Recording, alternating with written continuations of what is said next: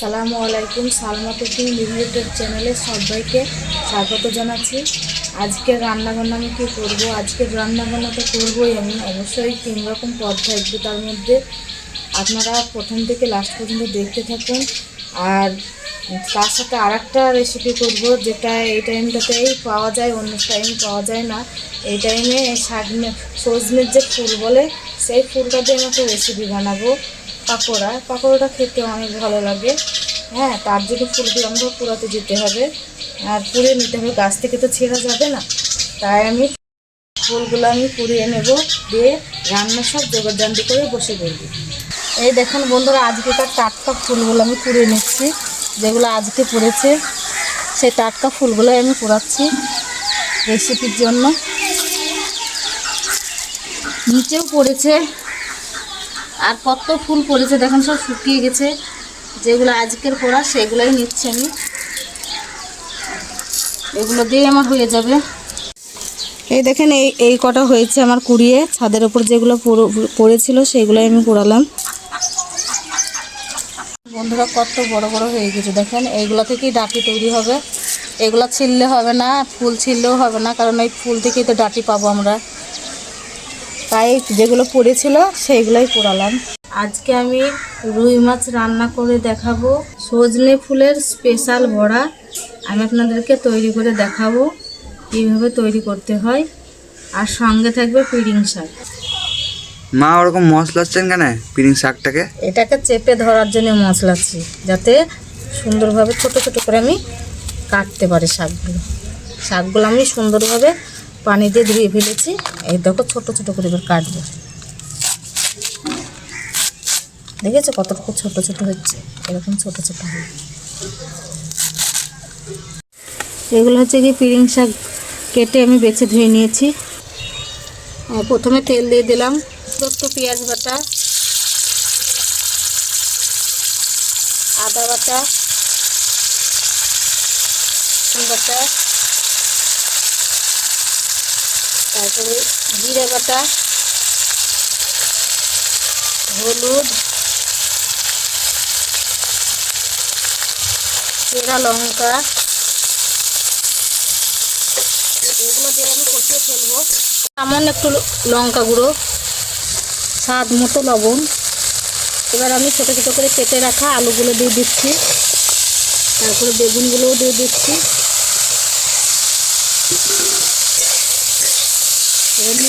নেড়ে চেড়ে দিচ্ছি। অল্প একটু পানি দিয়ে দিলাম আলুটা, বেগুনটা, শাকটা সেদ্ধ হওয়ার জন্য। এবার আমি শাকগুলো দিয়ে দেবো।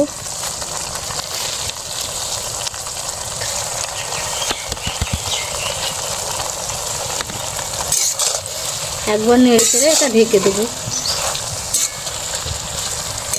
ঢাকনাটা দিয়ে ঢেকে দিলাম। ঢাকনাটাকে এবার আমি তুলে ফেলবো।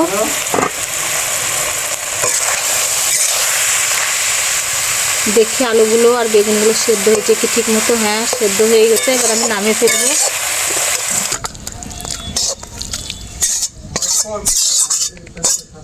শাকটা আমি তেলে পারবো, তাই আমি তেল দিয়ে দিলাম। দুটো লঙ্কা দিয়ে দিলাম, রসুন থেতলে দিয়ে দিলাম। রসুনটা আমার ভাজা ভাজা হয়ে গেছে। এবার আমি শাকগুলো দিয়ে দেবো।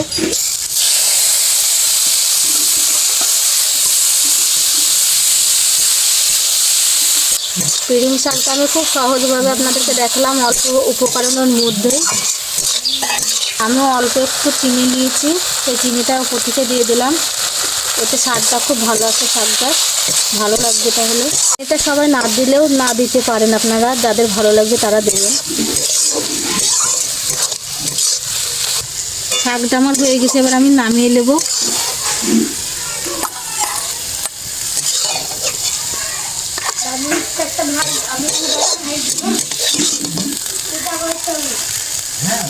এই দেখুন, শাক রান্নাটা আমার হয়ে গেছে, দিয়ে ফেলেছি। এবার মরিচ দিয়ে ফেললাম, এবার লবণ দিয়ে ফেললাম। তেলটা দেখুন গরম হয়ে গেছে। এবার আমি মাছটা দিয়ে দেবো। এটা রুই মাছ। মাছগুলো আমার লাল লাল করে ভাজা হয়ে গেছে, আমি সব তুলে ফেলবো।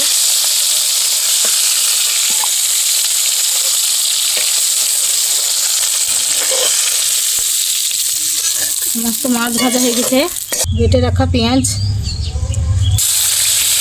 আদা বাটা, রসুন বাটা, জিরে বাটা, চেরা দুটো কাঁচা লঙ্কা,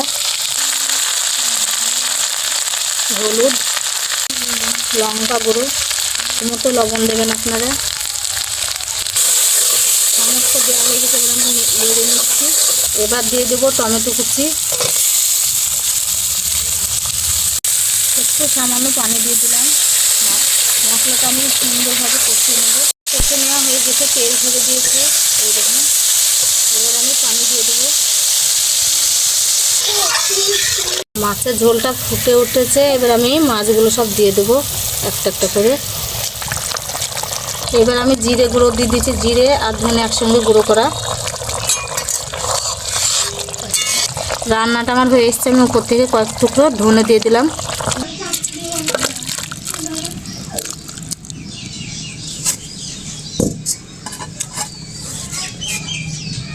রুই মাছের ঝোলটা আমার হয়ে গেছে, ঝাল ঝাল ঝোলটা। এই দেখেন সজনে ফুল, আমি এই ফুলটাকে আমি একটু লবণ দিয়ে সেদ্ধ করতে দেব। একটুখানি পানি দিয়ে দিলাম আর সামান্য একটু লবণ দিয়ে দিয়েছি। সজনে ফুলগুলো আমি দিয়ে দিলাম, ঢাকনা দিয়ে ঢেকে দিলাম। সজনের ফুলগুলো আমি আগে থেকে অল্প একটু লবণ দিয়ে সেদ্ধ করে ফেলেছি। এবার আমি এটাকে মাখিয়ে নেব। স্বাদ মতো লবণ, অল্প একটু লবণ দিয়েছি, কারণ আগে থেকে আমি সেদ্ধ করার সময় লবণ দিয়েছি। পেঁয়াজ কুচি দিয়ে দিলাম, আদা আর রসুন বাটা আমি একসঙ্গে রেখেছিলাম, অল্প একটু জিরে, হলুদ, কাঁচা লঙ্কা ছোট ছোট করে কুটে রেখেছি, লঙ্কা গুঁড়ো দিয়ে দিলাম অল্প একটু, ধনে গুঁড়ো আর জিরে গুঁড়ো একসঙ্গেই বাটা আছে, আমি তাই একটু দিয়ে দিলাম। এবার দিয়ে দেবো বেসন। এটা আমি বেসন দিলাম আর এটা ছোলার বেসন। এই দেখেন দুটোর মধ্যে একটু তফাৎ আছে, ওই জন্য ছোলার বেসনটা দিলে মিষ্টি মিষ্টি লাগবে। এবার আমি এটাকে শুকনোয় চটকে চটকে মাখবো। ধনে পাতাগুলো দিয়ে দিলাম। আমি চালের গুঁড়ো দিচ্ছি, আপনাদের কাছে থাকলে আপনারা কর্নফ্লাওয়ার দিতে পারেন। সমস্ত উপকরণগুলো আমার মাখানো হয়ে গেছে। সজনে ফুলের বড়ার জন্য আমি তেল ঢেলে দিলাম। খাঁটি সর্ষের তেল দিয়েই ভাজবো, টেস্টটা বেশি ভালো আসবে। এবার আমি গোল গোল গোল গোল করে দেব না, আমি একটু অন্যরকমভাবে দেব। ঠিক এভাবে আমি ছড়িয়ে ছড়িয়ে দেবো ছোট ছোট করে, তাহলে খেতে আরও মুচমুচে হবে আর ভালো লাগবে, আর খুব ভালোভাবে এই জিনিসটা তৈরি হবে। একবারে হবে না, তাই দুবারে দেব। সজনে ফুলটা সেদ্ধ করার কারণ হচ্ছে কোনো রকম তিতভাব আসবে না, তাই আমি সিদ্ধ করেছিলাম। আর এর মধ্যে যে সিক্রেট একটা জিনিস দিয়েছি ছোলার ছাতু, সেটাতে মানে স্মেলটাও খুব সুন্দর আসবে, টেস্টটাও খুব সুন্দর আসবে। এই দেখুন কেমন লাল লালভাবে ভেজে নিয়েছি, দেখুন।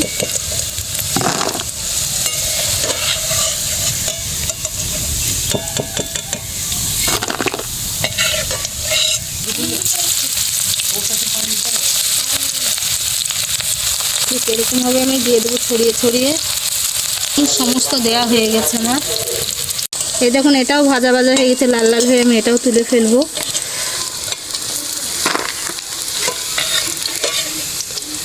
কেমন ক্রিসমি হয়েছে আপনারা বুঝতেই পাচ্ছেন, কেমন আওয়াজ দিচ্ছে।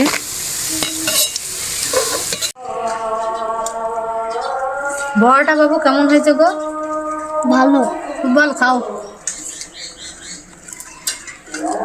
সজনে ফুলের বড়াটা না খুব সুন্দর হয়েছে খেতে। এইভাবেই ঠিক বানাবেন, দেখবেন এত সুন্দর টেস্ট তো বলা যায় না। কেমন লাগছে বাবু? সজনে ফুলের বড়া হেভি হয়েছে। আজকে আপনাদেরকে আমি রান্না বান্না করে দেখালাম। বাবু তো ভালোই বললো, কিন্তু সজনে ফুলের বড়াটা এত সুন্দর লেগেছে কি বলবো। ঠিক এইভাবেই আপনারা বানাবেন। আর এই ভিডিওটা দেখে কাদের কাদের ভালো লাগলো তারাও লাইক কমেন্ট শেয়ার করে জানাবেন।